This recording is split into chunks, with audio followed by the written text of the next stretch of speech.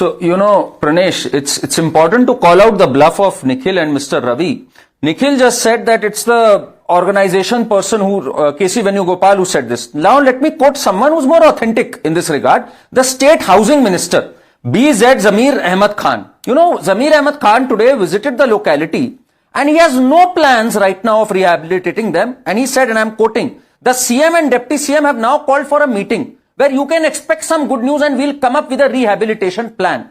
In fact, DK Shiv Kumar today made this statement, we'll do whatever the best we can. If they are genuine, we'll try and do something under the Rajiv Gandhi housing scheme. So the fact of the matter, Mr. Ravi and Nikhil, is that there has been no rehabilitation plan as confirmed by the State Housing Minister and the Deputy CM for these people. They've left them high and dry. That is a fact, Pranesh. And Pranesh, when Mr. Ravi or Nikhil says that it's very different from what used to happen in BJP-ruled Uttar Pradesh, of course it's different. Because in BJP-ruled Uttar Pradesh, leave aside bulldozer, but the attachment of properties was perfectly legal, unlike this case. I'll give you an example. As per what happened in Uttar Pradesh, it came under the 2020 Act, which was compensation of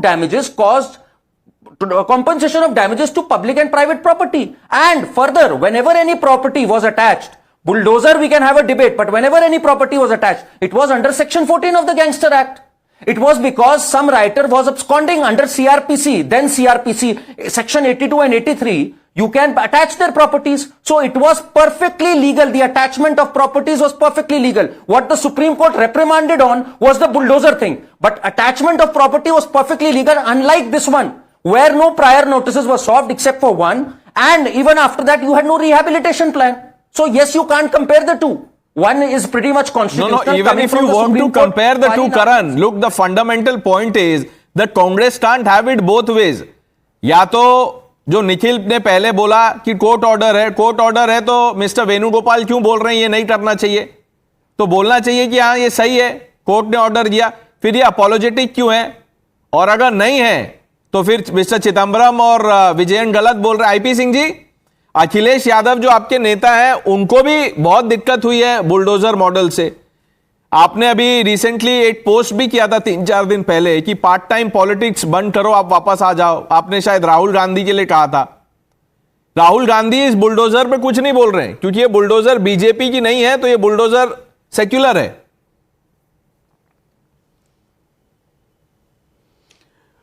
देखिए, जिस तरह से केसी वेणुगोपाल को घसीटा जा रहा है वो उत्तर प्रदेश में एको हो रही आवाज ठीक कराएगा। ऑर्गेनाइजेशनल सेक्रेटरी सुनील बंसल थे, उन्हें सुपर सीएम कहा जाता था। योगी आदित्यनाथ जी के वो ऊपर बैठे थे और केंद्र से जो भी उन्हें आदेश मिलता था उस तरह से वो उत्तर प्रदेश में सरकार चला रहे थे। तो एक बात बता आईपी सिंह जी, जिसका आप ये एग्जाम्पल दे रहे सुनील बंसल, उन्होंने ऐसे केसी वेणुगोपाल की तरह, अगर 1 मिनट में मान भी लूं, तो पोस्ट करके लिखा था क्या कि सरकार को ये करना चाहिए? अगर कोई स्ट्रक्चर है भी, if you have to pass a message, तो चुपचाप बता दीजिए। ये तो आप ओपनली अंडरमाइन कर रहे हैं एक चीफ मिनिस्टर तो इलेक्टेड गवर्नमेंट को। लोगों ने तो सिद्धारमैया जी को चुना है ना, डीके शिव कुमार को चुना है।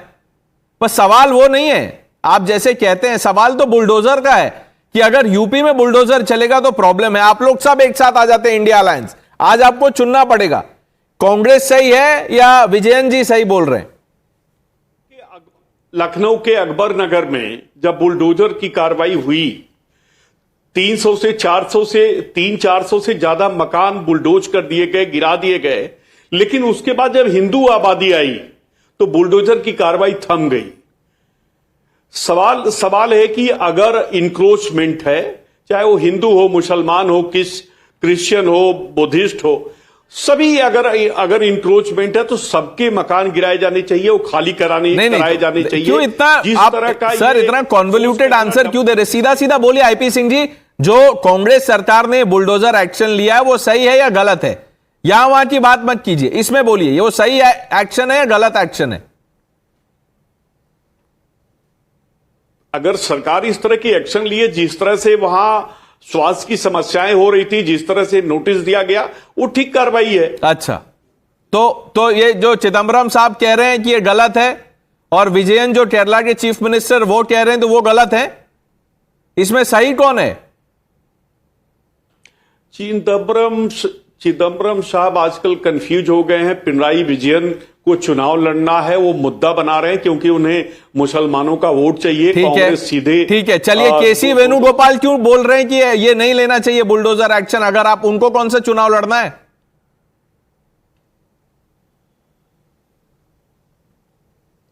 इको और आपकी आवाज सुन नहीं पाया मैं। ये सही सवाल आप नहीं सुन पाएंगे। ये होता है, अक्सर होता है हमारे पैनल पे। वैसे हम कोशिश करेंगे कि हम वो जो एको है वो फिक्स कर दें। देखिए, ये आपको आवाज आ गई, आप मुस्कुरा रहे हैं। रवि श्रीवास्तव भी समझ गए। आप रिपीट करिए। ऐसा सर, मैं क्या, आप तो जानते हैं, आप तो मेरा मन पढ़ लेते हैं सर, आप तो इतने सीनियर हैं। निखिल